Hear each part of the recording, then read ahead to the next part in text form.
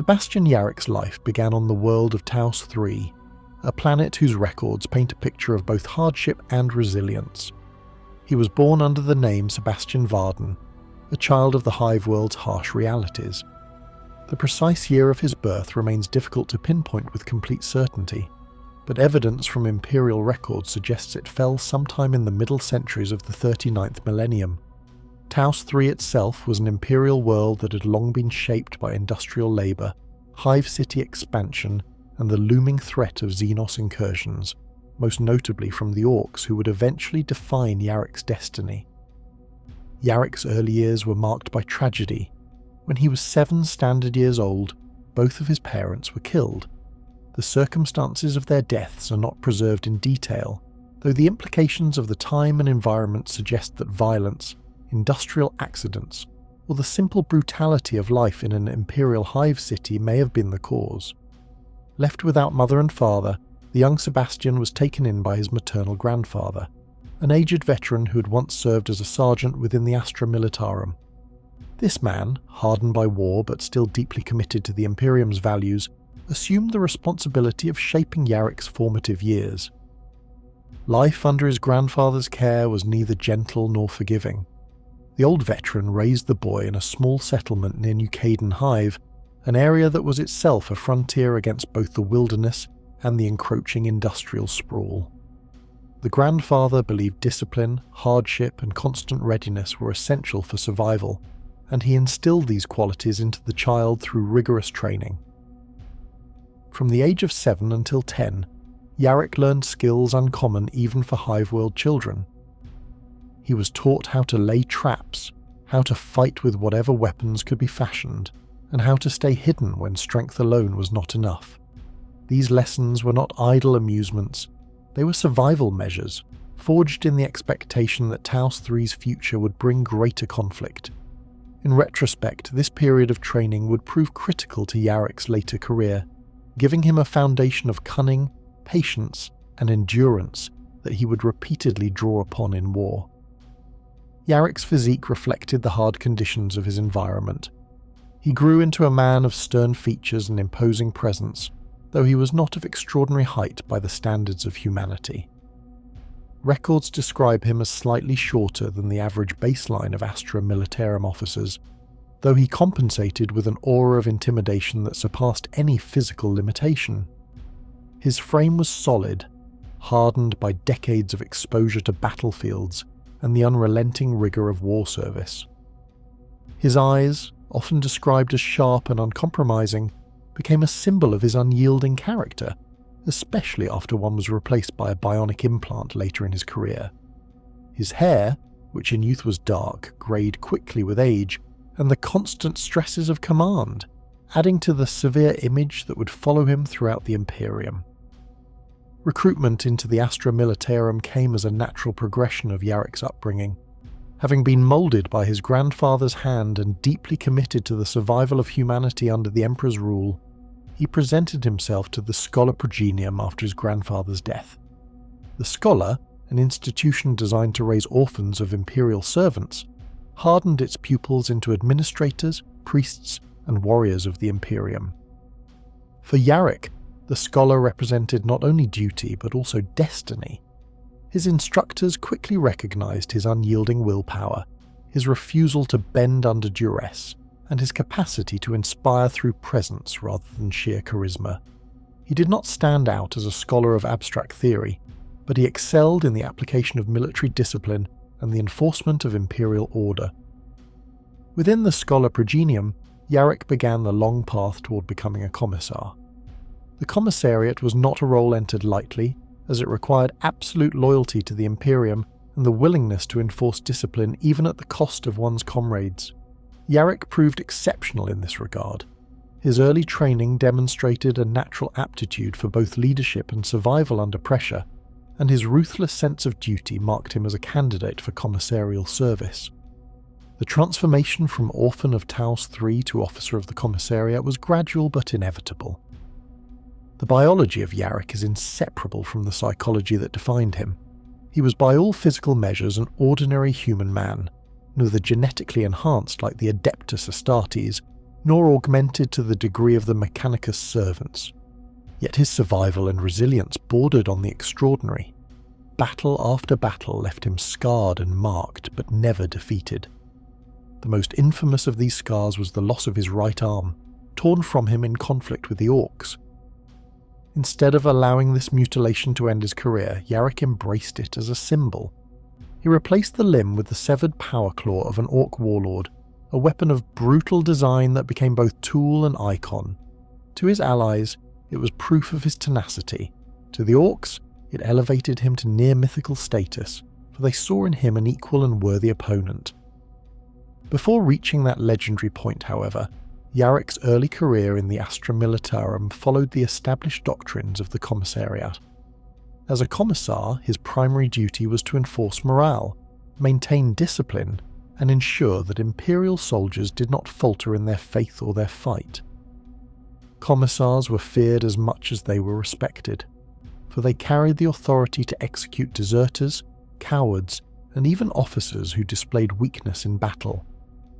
Yaric quickly developed a reputation for fairness within the uncompromising framework of commissarial law. He did not execute without reason, and his judgments, though harsh, were consistent. This earned him the grudging loyalty of many soldiers, who came to see him as a leader who would not demand from them anything he would not himself endure. His military doctrine emphasized resilience, determination, and a refusal to concede ground unnecessarily. He valued the morale of his men as highly as the tactical value of terrain or material, understanding that a fighting force with confidence could resist superior numbers and overwhelming odds. This perspective aligned with Imperial Guard doctrines of attrition and defense, but distinguished Yaric as a leader who saw human endurance as the ultimate weapon. Time and again, he placed himself in the thick of combat to embody the courage he demanded. Soldiers fighting under his gaze found themselves unwilling to retreat, not simply out of fear of execution, but because Yaric's presence made retreat seem dishonourable. The Orcs' invasion of Taos III would cement his destiny. When the greenskins descended upon his homeworld, Yaric was still in the earlier stages of his commissarial career. The conflict devastated the world, destroying entire hives and scattering populations. For Yaric, this war was personal. It was not merely the defense of an Imperial asset, but the struggle to save the world of his birth. In the defense of Taos III, he demonstrated not only tactical acumen, but also the ability to harness the Orcs' own psychology against them. He learned that the greenskins revered strength and feared weakness, and that intimidation could be as powerful a weapon as firepower. These early battles with the Orcs became the crucible in which Yaric's legend began to form. From these origins, his role in the Astra Militarum expanded far beyond the norm. While many commissars lived and died as anonymous enforcers of Imperial discipline, Yaric was increasingly called upon to lead, strategize, and rally entire regiments. His reputation for survival against overwhelming odds grew with every campaign, and whispers began to spread among both humans and Orcs that this commissar was no ordinary man. The Orcs, in particular, began to see him as a figure worthy of respect, even as they sought to destroy him. This recognition from humanity's most relentless foe only reinforced Yaric's determination to embody the Emperor's will. By the time he reached maturity as both man and officer, Yaric's identity had fused with his purpose. He was no longer merely Sebastian Varden of Taos III. He was Commissar Yarrick, a man whose destiny would be inseparable from the Orc menace. The lessons of his childhood, the scars of his battles, and the iron discipline of the Commissariat had converged into a single figure who would become one of the Imperium's most enduring symbols of defiance. The world of Taos III, and the institutions that shaped Sebastian Yarrick's destiny, existed within the broader framework of Imperial society, where every stratum of life was defined by hierarchy and duty to the Imperium. For Yaric, understanding this hierarchy was not abstract study, but lived experience. His youth in a small community near New Caden Hive exposed him to the divisions between the ordinary civilians of the Imperium, the military personnel stationed across the planet, and the constant presence of authority that tied both groups to the Emperor's will. The social structure of Imperial worlds such as Taos III was harsh and absolute. The population was divided primarily into labourers who maintained the hive industries, administrators who ensured Imperial tithes were met, clergy who safeguarded spiritual devotion to the Emperor, and soldiers who defended the planet from external threats. Within this rigid system, mobility was rare. Children of labourers became labourers. Offspring of the military often entered service. Only in cases of catastrophe, death, or state intervention did a child's course change, as it did for Yaric following the loss of his parents. His admission into the Scholar Progenium represented one of the rare paths of advancement within the Imperium. The Scholar was both orphanage and indoctrination centre, taking in children of Imperial servants who had perished in the line of duty. Here, students were raised with absolute loyalty to the Emperor, and their education was divided according to the strengths and aptitudes of each child. Those who displayed administrative precision were trained to become scribes, clerks, or members of the Adeptus Administratum. Those who exhibited spiritual zeal were trained for the ecclesiarchy. The strongest and most disciplined were filtered toward military service, either as officers or as members of the Commissariat. Yaric's rigid discipline, refusal to yield under pressure, and natural authority marked him for the commissarial track early on. Leadership within the Scholar Progenium was absolute. Instructors did not merely teach, they commanded. Punishments were severe, and failure was often met with ruthless consequences.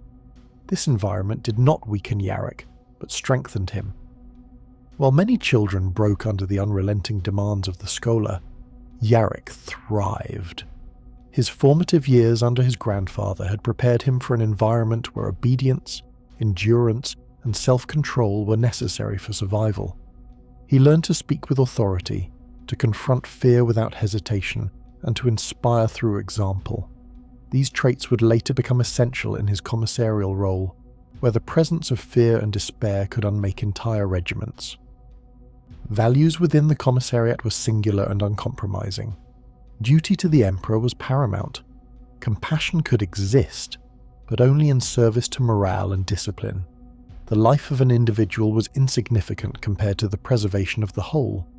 Yaric internalized this philosophy, but he interpreted it in a manner that emphasized consistency and fairness.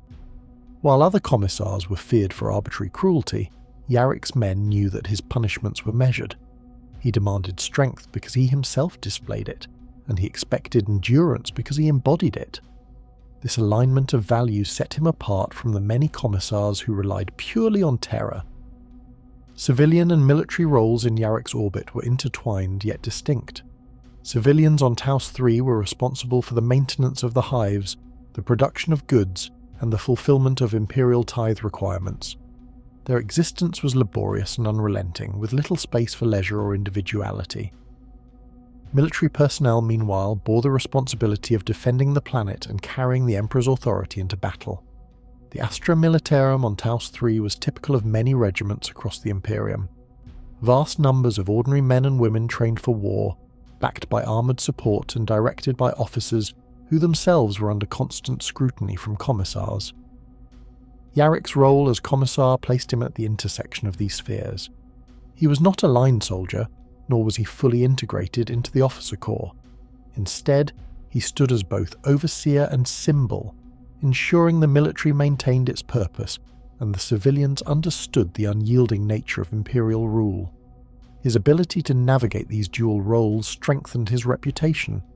Soldiers under his command saw him not merely as an enforcer of discipline, but as a man who shared their hardships. Civilians recognized him as both a figure of authority and one who had risen from their ranks. Technology within this structure reflected the broader philosophies of the Imperium. The tools of war and governance were not designed for innovation, but for continuity and reliability. The Astra Militarum relied upon las guns, chimeras, Lehman Russ battle tanks, and other standardized war gear that could be mass-produced across thousands of Forge worlds. Commissars, in turn, were equipped not with experimental weaponry, but with the enduring symbols of their office: bolt pistols, power swords, and uniforms that commanded immediate recognition. Yaric embraced this philosophy. He did not seek innovation for its own sake, but used the weapons and tools provided to him with ruthless efficiency. His later adoption of an orc power claw was an exception to this pattern, but even that was transformed into a symbol of imperial strength, rather than innovation in a technological sense. The philosophical outlook of the Imperium shaped Yaric's worldview as well. Innovation was not encouraged, for deviation from the proven paths was often equated with heresy. Instead, survival and continuity were prioritized.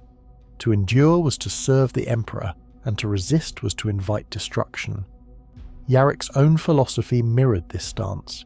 He did not believe in retreat unless it served a greater purpose. He did not permit despair, for despair was weakness. His philosophy was not rooted in creativity but in resilience, and it was this resilience that made him so formidable against the orcs. Logistics formed the backbone of every Imperial campaign in which Yaric participated. The Imperium's wars were not won by brilliance alone, but by the vast machinery of supply lines, troop deployments, and resource management. Commissars were expected to oversee these operations not by managing them directly, but by ensuring that those responsible for logistics performed their duties without failure. Yaric was particularly attuned to the importance of logistics, understanding that morale and endurance could collapse without sufficient supplies. He was known to visit supply lines, speak directly with quartermasters, and ensure that soldiers received what they needed to continue fighting. In doing so, he reinforced the idea that discipline was not only about punishment, but about ensuring that every soldier was capable of fulfilling their duty. The social structure, leadership principles, and philosophical outlooks that shaped Yaric thus prepared him for the challenges he would later face. He emerged not as a man defined by innovation or genius in abstract strategy, but as a leader who embodied the Imperium's values in a way that inspired those around him. His understanding of social divisions allowed him to bridge the gap between civilians and soldiers. His commitment to commissarial values ensured discipline without degenerating into cruelty. His respect for logistics highlighted his awareness of the practical realities of war. All of these qualities positioned him uniquely to face the orcs, a foe who demanded not only strength of arms, but also unbreakable willpower.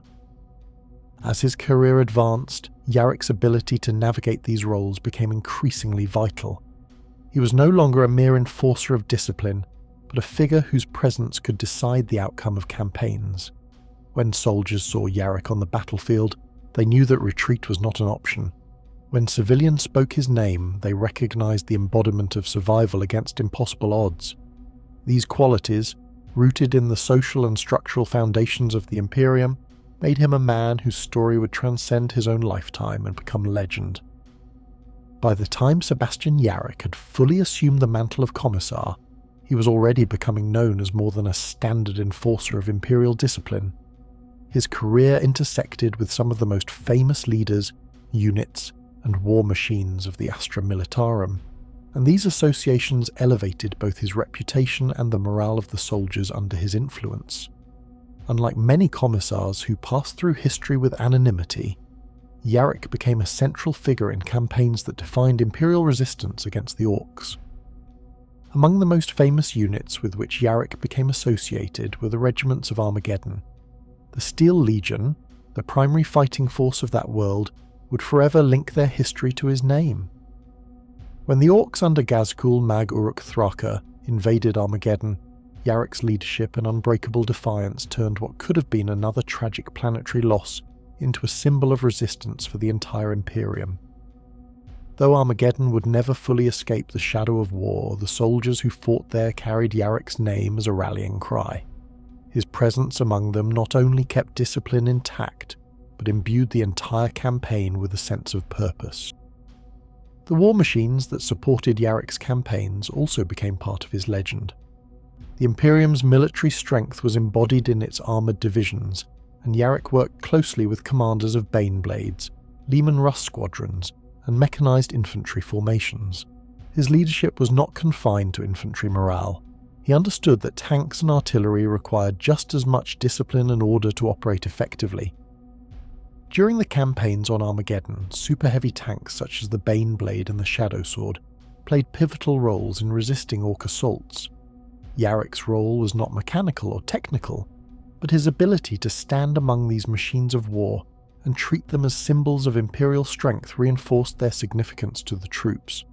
Soldiers fighting near a Baneblade might already feel invincible, but with Yaric present, their morale became ironclad. The most infamous war machine tied directly to Yarric's personal story, however, was the Orc Power Claw that replaced his severed arm. Taken from the corpse of an Orc warlord, this claw was both weapon and symbol. It represented not only Yarric's refusal to yield to mutilation, but also his ability to transform the enemy's strength into a tool of Imperial defiance. To his allies, the sight of Yaric wielding a Xenos weapon as his own limb demonstrated that nothing could break his determination. To the Orcs, the symbolism was even more potent.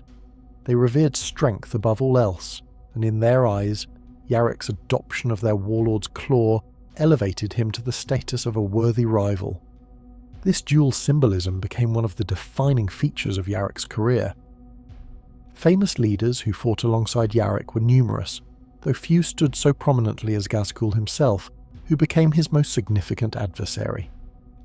While the two never stood as allies, their rivalry elevated both to near mythical status in Imperial and Orc records. Ghazghkull's relentless invasions forced Yaric into positions of impossible defense, and Yaric's refusal to die or retreat turned Ghazghkull's victories into Pyrrhic struggles. In this sense, the Orc warlord himself became one of the leaders most tied to Yaric's story. To the Imperium, Ghazghkull was a terror, but through Yaric's example, the Orcs were no longer seen as invincible. Yaric's behavioural instincts and tendencies were forged in the crucible of constant battle. He demonstrated an extraordinary ability to survive situations that killed lesser men. Whether through luck, skill, or sheer willpower, he emerged from conflicts scarred but undefeated. This survival instinct was not rooted in self-preservation, but in his absolute refusal to abandon his duty. In battle, he repeatedly placed himself in positions of greatest danger, knowing that his survival would inspire his troops. Soldiers saw him emerge from explosions, duels, and direct confrontations with Orcs, and their confidence in his invincibility grew with each campaign. One of Yaric's defining tendencies was his refusal to retreat in the face of Orcs. He understood that Orcs thrived on the demoralization of their foes, and that even a tactical withdrawal could embolden them. Thus, he stood firm even in circumstances where retreat would have been strategically justified. This unyielding stance became both his greatest strength and, at times, his greatest limitation. Commanders who valued flexible maneuver sometimes viewed Yaric as too rigid, but the results of his defiance were undeniable. Soldiers fought harder, longer, and with greater courage when Yaric was present. Yaric's ethics were rooted in the uncompromising values of the Commissariat, but he interpreted them through the lens of consistency and fairness. He executed soldiers when necessary, but he did so with a sense of justice that distinguished him from many commissars known for indiscriminate cruelty. His men respected him not because they feared arbitrary death, but because they trusted his judgment. This ethical stance reinforced his reputation as a leader who embodied the Emperor's will in a manner that inspired loyalty rather than mere obedience. Rituals and traditions surrounded Yaric throughout his career. The Commissariat itself was bound by rituals of authority, the donning of the Commissar's uniform, the maintenance of their weaponry, and the public enforcement of discipline. Yaric participated fully in these rituals but added his own dimension by turning his scars and augmentations into symbols. His bionic eye, his claw, and the countless marks upon his body became living rituals of survival. Soldiers who fought under him often repeated tales of his endurance as if reciting sacred litany, reinforcing their belief that he was destined never to fall. Internal divisions within the Astra Militarum and the Commissariat were also part of Yaric's career. Commissars were often despised by line soldiers, feared for their authority and executions. Within the officer corps, commissars were sometimes resented as outsiders who interfered with command decisions. Yaric, however, managed to bridge these divisions through his conduct. He earned the grudging respect of officers by demonstrating tactical acumen, and he won the loyalty of soldiers by sharing their dangers. This ability to navigate the internal tensions of the Imperium's military apparatus made him uniquely effective. The larger divisions within Imperial society also played into Yarric's story. The schism between the needs of civilians and the demands of the military was constant, especially during prolonged wars against the Orcs. Civilians often saw the Commissariat as distant enforcers of Imperial will, but Yarric's roots in Taos III gave him a connection to ordinary people. He understood the hardships of Hive life, the weight of tithe demands, and the despair that accompanied war. This background allowed him to interact with civilians in a way that most commissars could not, further enhancing his reputation as a figure who embodied both authority and humanity. Over time, Yaric himself became a living legend. His claw, his eye, and his refusal to die turned him into a figure larger than life. Stories of his endurance spread across regiments, hives, and even into the ranks of the Orcs. These stories were not mere embellishments, they were rituals of morale, repeated to remind soldiers that survival was possible and victory was attainable. In this way, Yaric transcended the traditional role of commissar and became an icon of Imperial resistance. By the end of his first century of service, Yaric was no longer simply enforcing discipline, he was embodying the very spirit of defiance that defined the Astra Militarum. His association with famous units like the Steel Legion, his rivalry with Gazkul, his symbolic war machines, his instincts for survival, and his ethics of fairness all combined to create a man who represented the Imperium's refusal to yield. He was not merely a leader of soldiers, but a ritual in human form, a walking testament to endurance against impossible odds. The rise of Commissar Sebastian Yarrick into a figure of Imperial legend was not only preserved in memory and oral retellings among soldiers, but was also meticulously documented within the vast archives of the Adeptus Administratum, and, to a lesser degree, the Adeptus Mechanicus.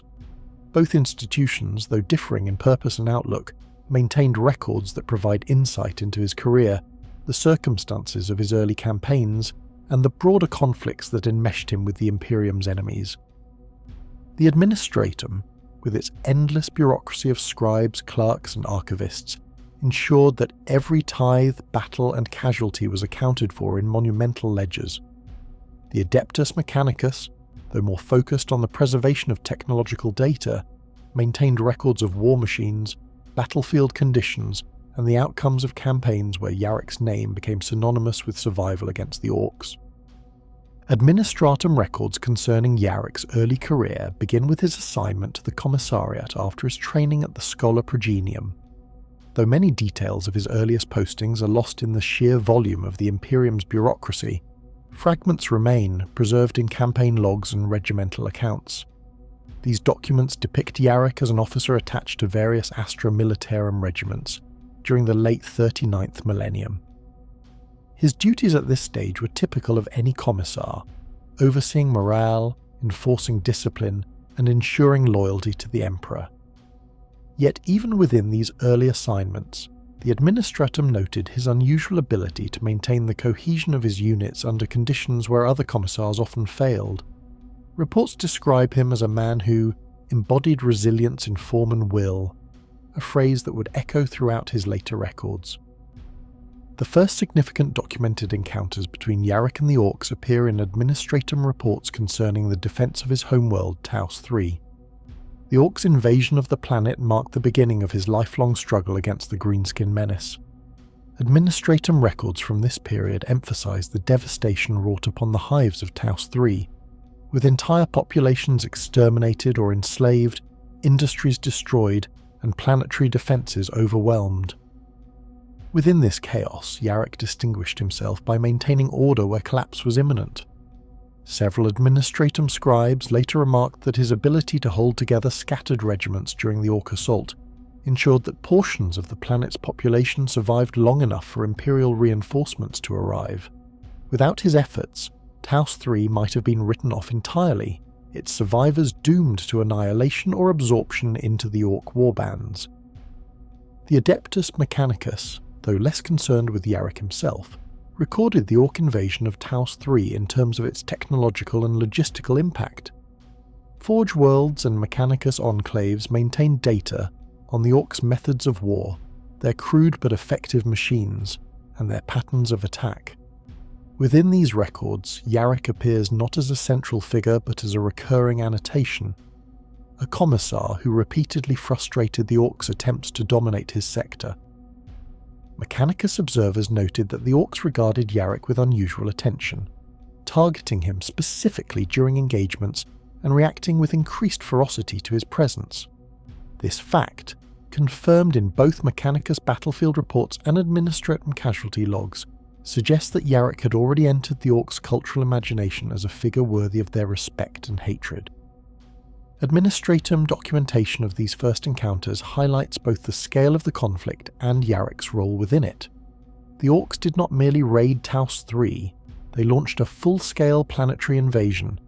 Entire hives were destroyed, and the Administratum's tithe records for the subsequent decades reflect catastrophic losses in manpower, industry, and productivity.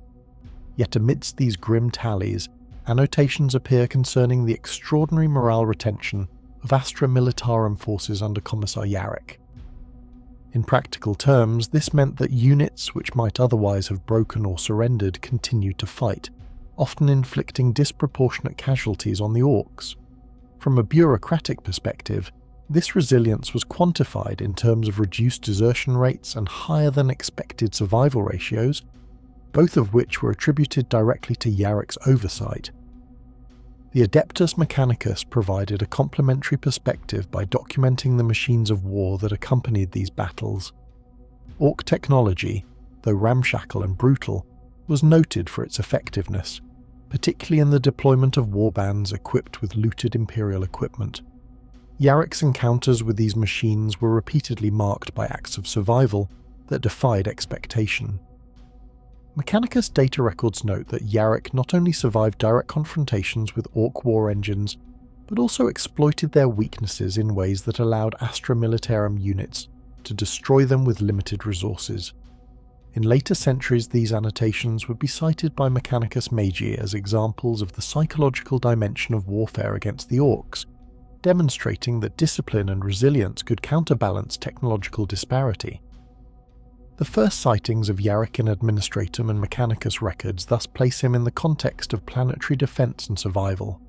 He was not yet the famed hero of Armageddon, but a commissar who stood against annihilation on his own world. These early interactions with the Orcs established patterns that would define his entire career.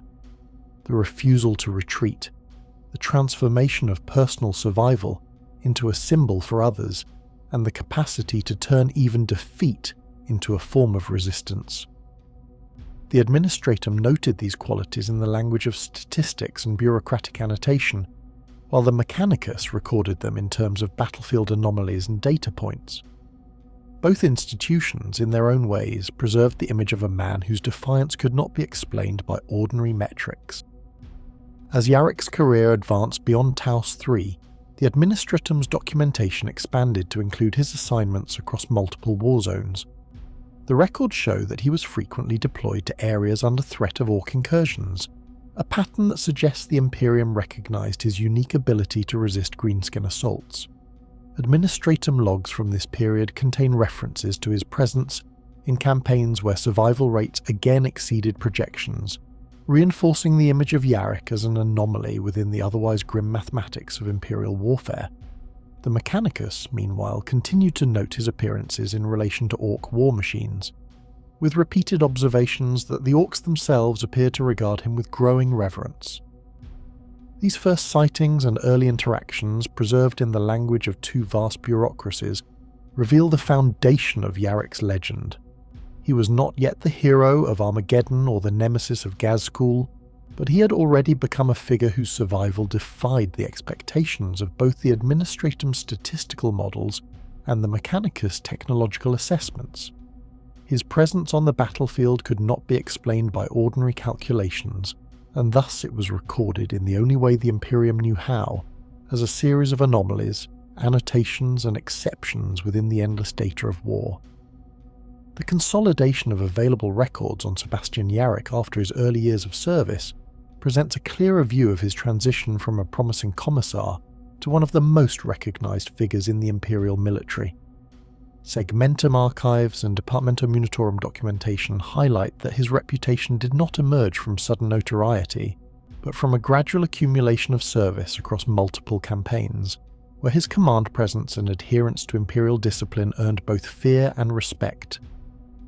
The earliest campaigns in which Yaric is formally noted appear in regimental reports from the late Millennia 41, where he is consistently cited as being present during engagements against Orc forces across Armageddon sector border systems. These initial deployments already demonstrated traits that would come to define him: his refusal to tolerate retreat without sanction, his insistence on personal visibility in the most dangerous positions, and his tendency to take command initiative even when not formally granted overarching authority. The Munitorum's evaluative margins often noted his effectiveness in preventing collapses of morale, even when larger-scale strategic outcomes were outside his control. One such campaign involved the defence of the Vulcanus Reach, a series of mining colonies that were subject to repeated Orc raids.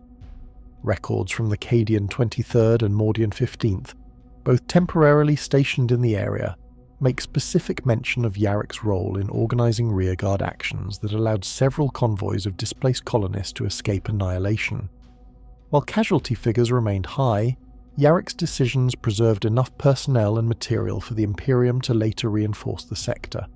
These documents mark one of the earliest uses of the term Iron Will by subordinates describing his conduct, though the title would only gain broader association after later events. The Orc presence in this region proved to be a recurring feature of Yaric's career. Indeed, nearly every significant record attached to his name involves conflict with Orcs, a circumstance that would ultimately cement the legend surrounding him. Segmentum Tempestus operational archives indicate that by the time of his mid-career, Yaric was considered a specialist in counter-Orc warfare, to the point where several commanders requested his assignment when intelligence suggested greenskin incursions. The first major documented battle that positioned Yaric as a figure of note was the defence of Golgotha. Golgotha was not a primary hive world nor a strategic anchor point, but its forges and supply depots were critical to the logistics of surrounding systems. When Orc warbands launched a sustained assault against Golgotha's bastions, Imperial defence lines faltered rapidly. Surviving reports from this campaign reveal that Yaric, then attached as Commissar to the defenders, refused evacuation orders and instead coordinated resistance within the central Manufactoria complex. His insistence on remaining in the midst of the fighting and executing officers who advocated withdrawal is credited with delaying the Orc conquest long enough for relief forces to intervene. The first major documented battle that positioned Yaric as a figure of note was the defence of Hades' Hive. Hades' Hive was a vital industrial and strategic location for the Imperium on Armageddon. Its forges and supply depots were critical to the logistics of surrounding systems. When Orc warbands launched a sustained assault against Hades' bastions, Imperial defence lines faltered rapidly. Surviving reports from this campaign reveal that Yaric, then attached as Commissar to the defenders, refused evacuation orders and instead coordinated resistance within the central Manufactoria complex.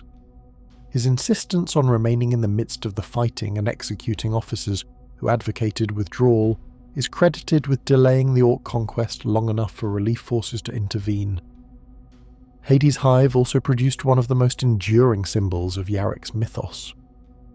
During the final stages of the siege, Yaric was grievously wounded in combat against Orc nobs. Several conflicting reports exist regarding the circumstances, but most agree that he lost his right arm during the fight against the Orc warboss Ugelhard in the final battle for Hades' Hive. In subsequent records, it is noted that Yaric insisted on the surgical replacement of the limb with a powered bionic claw modelled directly after the Orc power claw. This decision, seemingly motivated both by pragmatism and psychological calculation, became a defining image, an Imperial Commissar wielding the signature weapon of the enemy. Orcs themselves, as later accounts make clear, came to regard this as a mark of supernatural strength, believing Yaric had torn the weapon from a warlord he had slain. Whether or not this exact version occurred is immaterial to the cultural impact it produced. Both Imperial Guardsmen and Orcs alike spread the narrative widely. Following Hades' Hive, Yaric's reputation within the Munitorum expanded considerably. His name appears with greater frequency in assignment orders, particularly whenever Orc forces were involved. This culminated in his most defining theatre of war, the world of Armageddon. The Second War for Armageddon in year 941, Millennia 41, is inseparable from Yaric's biography. Prior to the war, Armageddon was already known as a heavily industrialized hive world, critical to the Imperium's production capacity and logistics in Segmentum Solar. When intelligence confirmed the approach of Ghazghul Maguruk Thraka, a warlord of unprecedented scale, Imperial High Command mobilized in haste, but remained ill-prepared for the magnitude of the assault. Yaric, by this stage a seasoned veteran with established expertise against Orcs, was dispatched to Armageddon to serve as senior commissar of the planetary defense forces. The scale of Ghazghul's invasion has been documented extensively. Millions of Orcs, accompanied by gargantuan engines of war, descended on the hives and forges of Armageddon in a tide of destruction. Yaric's role was not one of supreme command, that belonged to Governor Hermann von Straub, but it became clear through multiple Imperial records that the Commissar's presence was more critical to the defense than that of the nominal planetary ruler. Von Straub's incompetence and self-preservation instincts resulted in catastrophic mismanagement of defensive resources. In contrast, Yaric is recorded as moving between key sectors personally, overseeing units from Hades' Hive to the outlying ash wastes, enforcing discipline and refusing to allow the breakdown of resistance. It was during the defense of Hades' Hive that Yaric's name became legendary. Imperial records confirm that under his leadership, Hades' Hive held out against overwhelming Orc forces despite being isolated, besieged, and subject to near-constant assault. Guardsmen testimonies preserved in the Munitorum archives consistently emphasize that it was Yaric's visible leadership and refusal to yield that maintained morale even when the situation was desperate.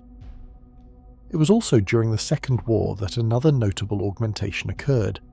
Yaric's replacement of one of his eyes with a bionic implant capable of projecting a laser beam.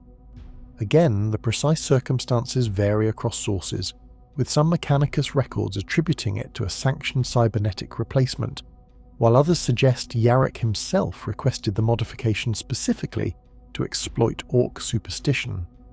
Regardless, the so-called Baal Eye became another central piece of his mythos, further reinforcing the image of a commissar whose body itself became a weapon. The war ultimately concluded not through total Imperial victory, but through Ghazghul's withdrawal. Even in this, Yaric's role was pivotal. His presence at Hades' Hive, his coordination with Space Marine chapters such as the Salamanders and Blood Angels, and his ability to keep fractured Imperial forces unified all contributed to denying the Orcs their final triumph. The cost was staggering. Armageddon's surface was scarred beyond recognition, its population decimated. But without Yaric, the consensus of Imperial record-keeping is that the world would have fallen entirely. Following the Second War, Yaric's name was known not only throughout the Armageddon sector, but across the Imperium. He was to be elevated to the rank of Lord Commissar, a rare distinction that reflected not only his seniority, but his symbolic value as a living embodiment of resistance. Although he denied this elevation, stating that he would rather focus on his duty to the troops and prefer to avoid political entanglements. He preferred to lead by example and inspire his soldiers through his actions, rather than through the trappings of higher rank. Munitorum records note that his reputation carried such weight that simply announcing his presence on a battlefield could alter morale calculations among both Imperial and Orc forces. Subsequent decades saw Yaric pursue Ghazghul directly, an unusual step for an Imperial officer, but one consistent with his established fixation on Orc threats. Reports document him taking command of crusading forces into the Gulf, pursuing rumours of Ghazghul's movements, and participating in multiple Orc cleansing campaigns. His appearance on Golgotha once more during a later war was especially significant. the world had become a repository of Orc gargants, and Yarric's efforts to deny their use to the enemy remain a major episode in his career. Imperial archives also preserve the record of Yarric's collaboration with Space Marine chapters beyond Armageddon. Particularly noteworthy are his operations alongside the Black Templars, whose zealous hatred of the Orcs aligned with his own. Sources from the chapter annals highlight mutual respect between Yaric and Marshal Helbrecht, an uncommon occurrence between Astartes and human commanders of the Guard. These cooperative operations reinforced his image as a commander who could transcend the usual divisions of the Imperium's institutions in pursuit of victory.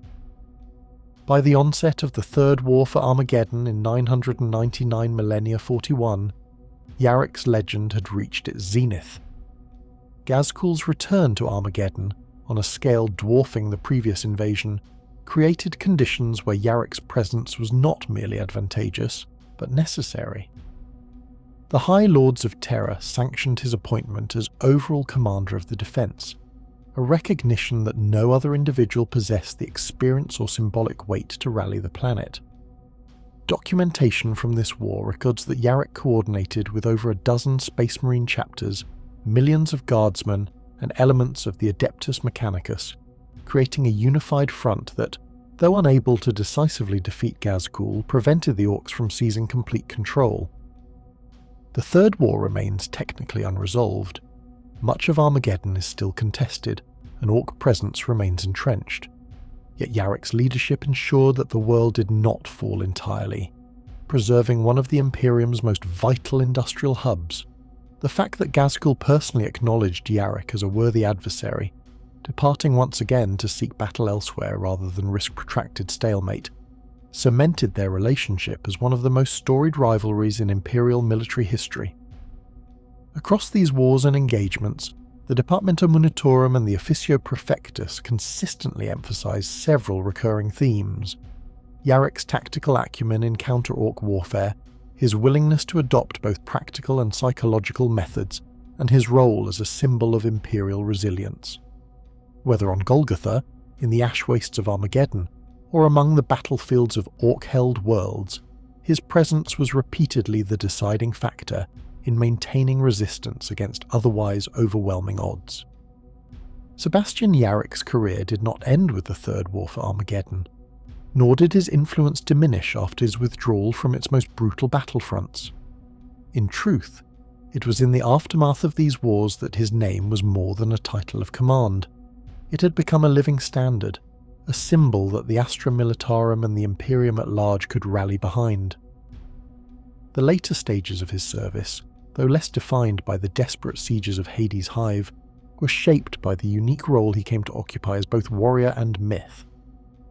These years highlight the intersection of military necessity, administrative record-keeping, and the manipulation of symbols by the Imperium's bureaucracies, all while showing that Yaric himself remained consistent to the values that had defined his youth: loyalty, defiance, and the belief that duty outweighed personal desire. Administratum documents following the Third War often mark Yaric as officially semi-retired, an unusual status within Imperial terminology. He retained authority and command privileges but was no longer assigned to static regimental posts. Instead, his name became associated with targeted deployments, special crusades, and morale operations where his presence could decisively shift the balance of faith and resistance. Aged well beyond the years of most Guardsmen, by this point nearing 2 centuries old with the aid of rejuvenate treatments, he continued to embody the stoic figure of the Emperor's servant. To see Yaric arrive at a battle zone was, for many Guardsmen, the same as hearing that the Emperor himself had turned his gaze toward their plight. The Orcs, too, never forgot him. Ghazghkul Thraka, ever the warlord of Armageddon, treated Yaric as both adversary and measuring stick. Orc warbands that had fought on Armageddon spoke his name with a mixture of fear and respect, spreading tales of Olbale Eye who stole the eye and strength of their kind. Some Orc narratives even claim that fights with Yaric were seen as proofs of worthiness, the Commissar's survival becoming a part of their own culture's mythology. This strange mutual recognition between Orc and man further entrenched Yaric's role not just as a Commissar, but as a living bridge between Imperial propaganda and the crude oral sagas of the greenskin. Administratum Strategos archives from the decades following the Third War show Yaric in scattered deployments. His presence was documented in engagements across Segmentum Solar and beyond, often attached to forces struggling against Orc incursions. One notable series of actions recorded in the early millennia 42 era involved the defence of the Golgotha system, where Orcs once again pressed against thinly spread Imperial defenders. The deployment notes highlight how Yarric's arrival stabilised command structures that were on the verge of collapse. Several regiments, demoralised by sustained losses, were restored to combat effectiveness upon learning that Yaric had assumed oversight of the campaign. Inquisitorial margin notes on these files confirm that the very appearance of his name in deployment orders often spurred recruitment surges and reduced rates of desertion among guard forces. The later decades of Yarric's service became a period of tension between his personal legacy and the imperial bureaucracies that managed it. While Yaric himself resisted the elevation of his name into legend, the administratum and the ecclesiarchy were eager to shape his image into one of imperial sainthood in waiting. Sermons circulated across shrine worlds that depicted him as the steel saint of Armageddon. Hagiographers began composing stylized accounts of his defiance at Hades' Hive and his duels with Ghazghkull, polishing events to fit the framework of imperial morality plays. Yaric did not openly oppose these efforts. He had long understood the value of symbol and myth in warfare, but he never ceased reminding his troops that victory was owed not to him, but to their faith in the Emperor. It is within this context that inquisitorial records begin to show interest in Yarric's role as both individual and icon. Ordo Hereticus monitors frequently noted how the cult of personality forming around him risked becoming excessive, potentially undermining the carefully maintained supremacy of the Emperor in the Guard's devotion. Yet the Inquisition never acted directly against Yaric, for his loyalty was beyond question, and his practical utility outweighed doctrinal unease.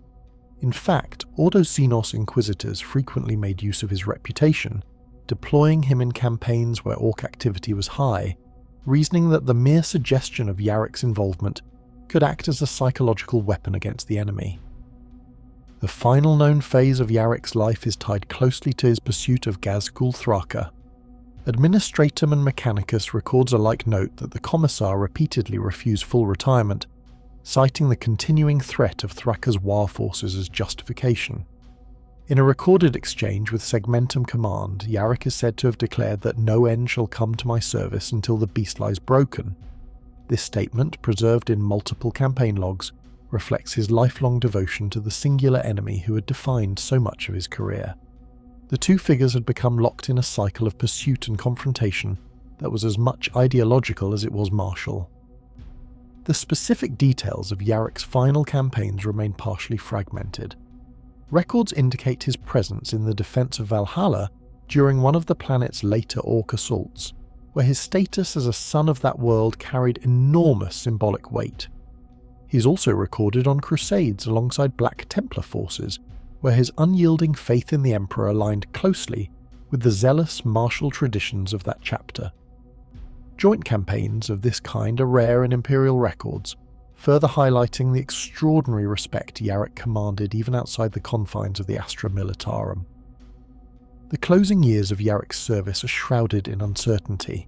Some administratum records mark him as missing in action during pursuit operations against Ghazghkull, while others describe his health finally failing despite the aid of rejuvenate therapies. Mechanicus annotations speculate that his bionics, though maintained with exceptional care, eventually strained his aging frame to the point of collapse. There is no single definitive record of his death, leading to a curious duality within Imperial history. Some archives close his entry with ceremonial death dates, while others leave his status unresolved, a note of ellipsis that feeds both rumour and legend. For the Imperium, this ambiguity has served a practical function. To the common guardsman, Yaric is never gone, merely elsewhere, always fighting, always enduring, ready to appear again where the Emperor's light flickers dimmest. In the propaganda of the ecclesiarchy and the administratum, He exists as a symbol of eternal resistance, his absence portrayed as another form of vigilance rather than a defeat. In Orc culture, meanwhile, Yarric's story continues to thrive. Many greenskin warbands insist that he still hunts Thraka, and that one day their great prophet warrior will face him in a final, universe-shaking duel. Whether alive, dead, or in some state of legend sustained by Imperial will, the later years of Commissar Sebastian Yarrick demonstrate the complex interplay of man, myth, and administration within the Imperium. His story became too valuable to end cleanly, too woven into the fabric of human defiance to be left as a closed chapter. The administratum files that describe him as perpetual in spirit, unending in duty, may be bureaucratic poetry, but they encapsulate the truth of Yarrick's legacy, a commissar whose service transcended the mortal span of a single guardsman, and whose name will remain etched into the annals of the Imperium for as long as orcs threaten its worlds. Among the labyrinthine archives of the Inquisition, scattered reports concerning Sebastian Yarrick appear not as straightforward accounts, but as fragments couched in careful wording and deliberate omissions. Unlike the publicly celebrated image of the heroic commissar, these records display a subtler, more cautious analysis. The Ordo Xenos, in particular, had vested interest in tracking Yarrick's life, as his career became entwined with the greenskin menace in ways that troubled more secretive minds. Some of the earlier suppressed dossiers highlight his unnatural fixation with orcs. To the Imperium's masses, Yarrick's hatred was framed as righteous vengeance for his devastated homeworld and countless lost comrades, yet the Ordo Xenos noted that this hatred bordered on obsession. Several analysts remarked on how Yarrick seemed to understand orc psychology and battlefield behaviour with uncanny precision. It was not merely tactical acumen, but something verging on empathy, a comprehension of alien brutality so thorough that it concerned those wary of corruption by prolonged exposure. Internal debates within the Ordo Xenos questioned whether Yarrick's talents had been cultivated by sanctioned study, battlefield intuition, or something more dangerous, a potential resonance with the gestalt power of the Orc Wa. The acquisition of his famed bionic eye, designed to replace what was torn from him by an Orc warlord, features prominently in these sealed accounts. While Imperial propaganda focused on its symbolism, a commissar matching the greenskin savagery with his own defiance, Inquisition documents questioned whether the grafted augmetic powered by unfamiliar sources carried unexamined origins. Some claim the technology was entirely Mechanicus approved, yet redacted testimonies hint at more exotic inspiration. A report locked under Ordo Xenos seals speculated that the orcs themselves, through crude biomechanical instinct, may have influenced its design indirectly. If true, this would have implied that Yarrick bore within his skull a device partially born of the very Xenos he swore to destroy, a fact deliberately concealed from the wider Imperium. Even more troubling are whispers surrounding Yarrick's claw. To the average citizen, it was a trophy, the severed, repurposed power claw of the infamous Ghazghul Thraka.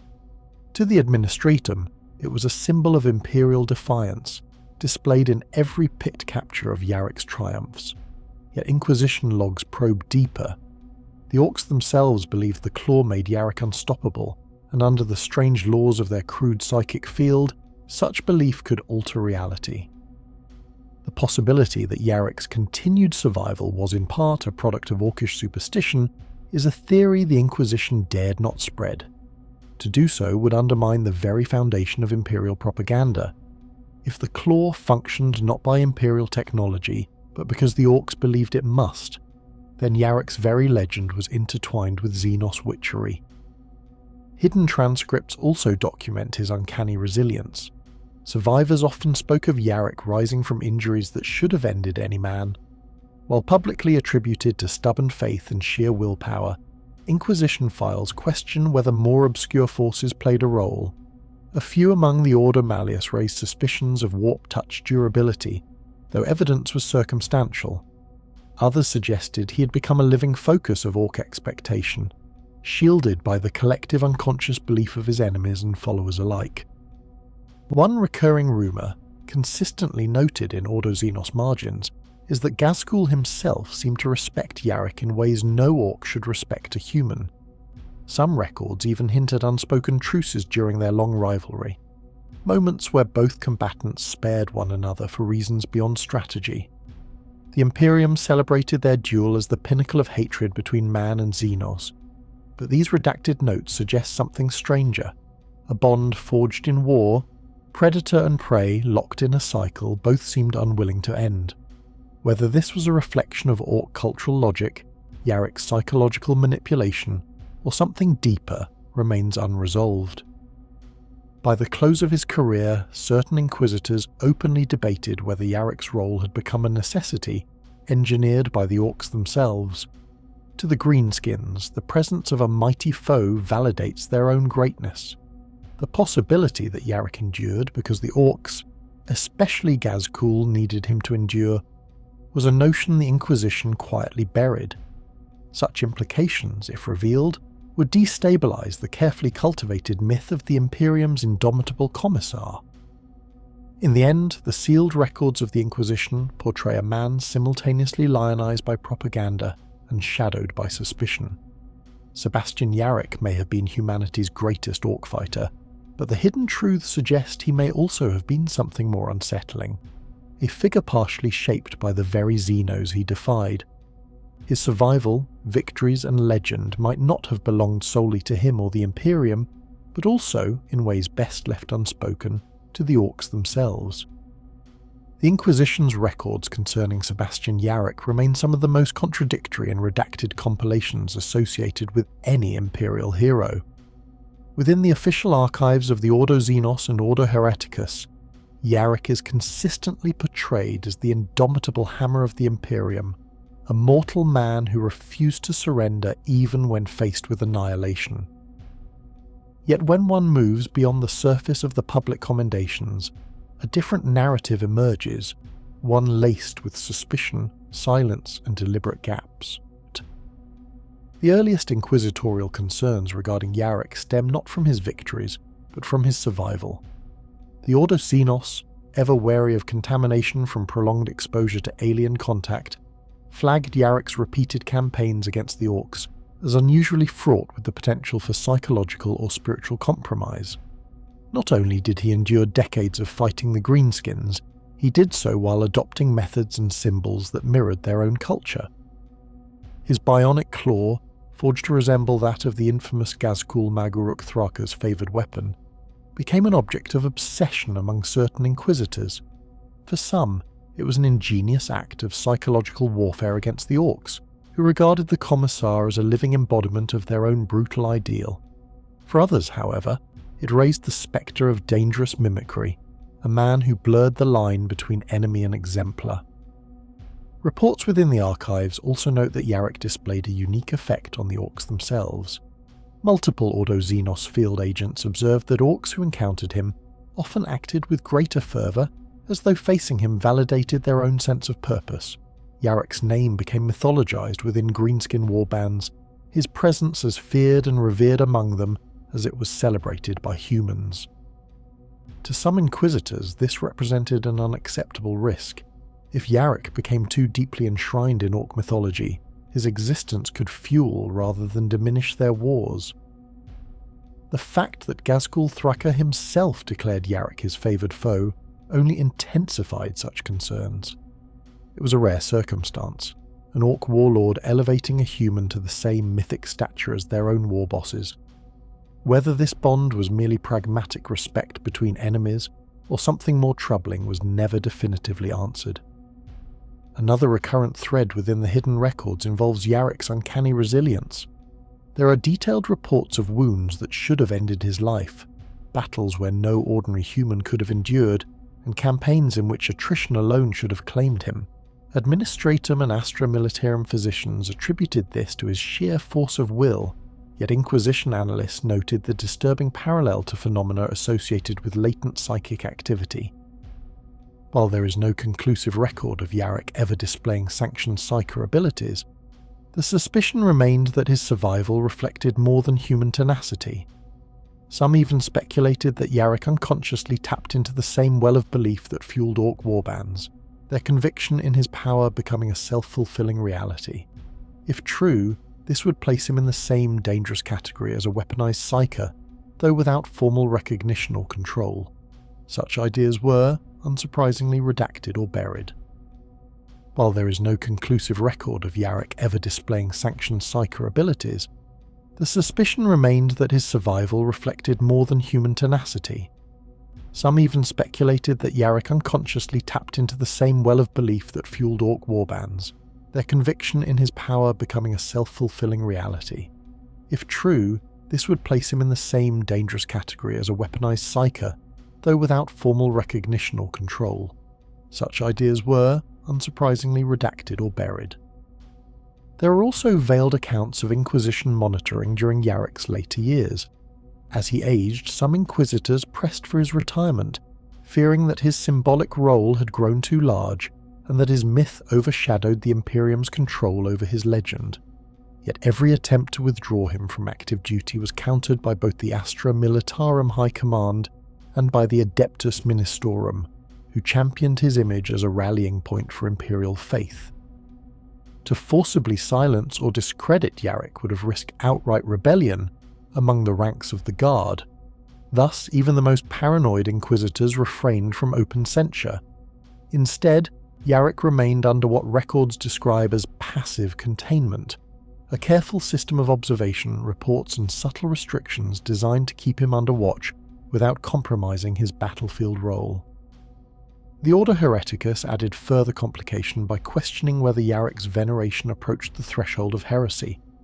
In numerous frontier worlds, shrines were erected to him, some by soldiers who had fought under his command, others by civilians who credited his name with their deliverance. While the ecclesiarchy permitted such devotion as an extension of the Imperial creed, there are marginal notes within Ordo Hereticus logs suggesting unease at how often his worship bordered on saintly reverence. Yaric was never canonized, yet in some sectors his name was spoken with the same tone reserved for recognized martyrs of the faith. The Inquisition feared what might occur should his cult of personality diverge from the sanctioned line. Compounding these issues are the scattered rumours that Yaric, in his later campaigns, had dealings with forces far beyond Imperial authority. Whispers speak of clandestine councils with rogue traders, of agreements struck with planetary governors without proper authorization, and of unverified contacts with the Officio Assassinorum. These claims lack hard evidence, yet their persistence within the suppressed records demonstrates how deeply suspicion surrounded him. Even if false, the constant repetition of such rumours eroded trust among those tasked with overseeing his legacy. The final note of unease lies in Yaric's disappearance from the historical record. Official Imperial documents state he continued to fight into his extreme old age, but do not specify when or how his service ended. Inquisitorial reports are similarly inconclusive, with some suggesting he died in battle against Orcs, others claiming he was withdrawn by the Imperium to prevent his image from becoming uncontrollable, and a few hinting at darker fates. One heavily redacted Ordo Xenos communique, marked with the highest clearance, suggests Yaric may have been captured by Ghazghkull himself, though whether this was speculation or a genuine intelligence report remains obscured. The ambiguity of his end only fuels the myth surrounding him, an absence that allows both Imperial citizens and Orc warbands alike to believe that Commissar Yarrick may yet live. Through these contradictory reports, the picture of Sebastian Yarrick becomes less the tale of a simple Imperial hero, and more that of a figure balanced precariously between man, myth, and weaponized symbol. To the Inquisition, he was never fully trusted, never entirely safe, yet too valuable to discard. His story remains one of the clearest examples of the Imperium's paradox. The very champions who ensure survival often embody the same dangers the Inquisition was created to guard against. The compiled records of inquisitorial offices reveal that the life of Sebastian Yarrick did not conclude with his physical death, nor with the fading of his deeds into the vast annals of the Astra Militarum. Instead, his legacy entered a complex domain of ongoing scrutiny, both within the Ordo Hereticus and Ordo Xenos, where his name has been preserved as a figure of both inspiration and suspicion. Few Imperial servants achieve such lasting presence, and fewer still are remembered in tones that blend reverence with quiet caution. One central observation in inquisitorial discourse is that Yarric's survival in the face of so many impossible campaigns is itself a matter of debate. Records from Armageddon suggest that Orc warbands continued to reference him long after his departure, some claiming that he would return eternally to oppose them. Inquisitorial investigators classified this phenomenon as a mimetic imprint. By this definition, Yaric had become not simply a commander of flesh and blood, but a psychological construct woven into the Orcish consciousness. This created a paradox. The Orcs' own belief in Yaric may have magnified his symbolic power, perpetuating their fear of him long beyond any single victory. Inquisitors have long warned that such phenomena, if misinterpreted, can border on warp resonance, raising the uncomfortable suggestion that faith and fear together may have granted Yaric an influence greater than mortal men should command. Several sealed files speak to the possibility that Yaric was not merely tolerated by the Inquisition, but actively monitored as a potential anomaly. Some inquisitors of the Ordo Xenos recorded his oracular insight into Orc strategy, noting that he often anticipated the movements of their war bosses with uncanny precision. These observations, while attributed by many to his decades of experience, were also quietly filed under phenomenological irregularity.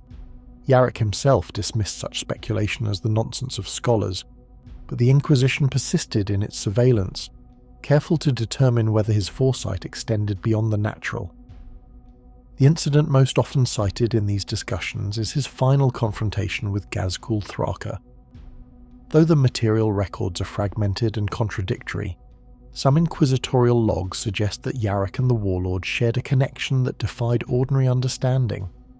Each seemed aware of the other's presence before battle was formally joined, and reports even claim that Thraka spared Yaric at times when victory was within reach. The Ordo Xenos analysis frames this not as mercy, but as an ongoing duel that required continuation, almost ritualistic in nature. The possibility that Yaric himself understood and even reciprocated this bond has been suggested, though never formally proven. If true, the Commissar's war with Thraka may have extended beyond strategy into the realm of metaphysical inevitability, raising questions about whether their rivalry was shaped by greater powers in the warp. Among the Ordo Hereticus there exists a parallel thread of suspicion. Yaric's cybernetic augmentations, particularly his replacement of his lost arm with the crude but symbolic claw of an Orc warlord, were criticized as dangerously close to Xenos contamination. While the broader Imperium viewed this act as a statement of defiance, inquisitorial records note that such adoption of alien artifacts often correlates with subtle shifts in behavior or thought. The fact that Yaric endured decades without any sign of corruption was considered remarkable, but the suspicion lingered nonetheless. His ability to wield the weapon without apparent consequence was treated with the same unease as a sanctioned psyker resisting the pull of the warp. Tolerated, useful, but always suspect. The sealed testimonies of those who served directly under Yaric describe him as a man haunted in his final years. Witnesses record long periods of silence, during which the Commissar would stand motionless in thought, as though listening to something beyond the comprehension of others. Aides claimed he sometimes spoke aloud to Thraka despite the Orc's absence, as if engaged in an endless dialogue with his rival. Such reports were never made public, and were instead redirected into inquisitorial archives under the category of psychological anomalies. Whether these were signs of madness, or evidence of the strange bond between Commissar and Warlord, remains unresolved. The Inquisition's concluding judgment, scattered across multiple conflicting records, is that Yaric represents both the ideal and the warning of Imperial service. He is the ideal in his unyielding loyalty, his embodiment of terror turned into weapon against the alien, and his refusal to die even when his body demanded it. He is the warning in his proximity to that same alien influence, his obsession with a single Xenos warlord, and the unsettling aura that accompanied his name wherever it spread. Ultimately, Yaric's story was absorbed into the archives as one of those anomalies the Imperium cannot explain yet cannot afford to discard. His legacy was preserved as sanctioned legend, but never without annotation from the Ordos who knew better than to treat any figure as wholly safe. To the common soldier, Yaric remains a paragon. To the Inquisition, he remains a case file that cannot be closed.